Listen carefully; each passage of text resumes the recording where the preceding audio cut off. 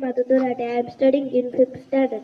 आदरणीय प्रमुख पाहुणे, शिक्षकगण आणि माझ्या मित्रमैत्रिणी, आज 3 जानेवारी आज आपण येथे भारतातील पहिल्या महिला शिक्षिका, समाजसेवक, थोर क्रांतिकारक, क्रांतिज्योती सावित्रीबाई फुले यांच्या जयंतीनिमित्त जमलो आहोत.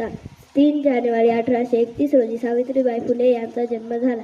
त्या काळी मुलींना शिक्षण देणे म्हणजे मोठा अपराध मानला जात असे. तरीही त्यास ज्योतिबा फुले यांच्या पाठीशी उभ्या राहिल्या आणि अन्यायाविरुद्ध, अंधश्रद्धा विरुद्ध लढा दिला. 1848 रोजी त्यांनी मुलींची पहिली शाळा सुरू केली.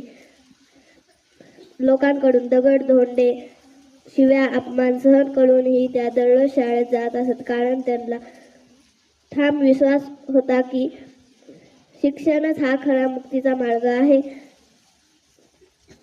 त्यांनी स्त्रियांसाठी, विधवांसाठी, वंचित शोषित समाजासाठी आयुष्यभर कार्य केले. प्लेगच्या काळातही त्यांनी स्वतःचा जीव धोक्यात घालून रुग्णांची सेवा केली. थँक्यू.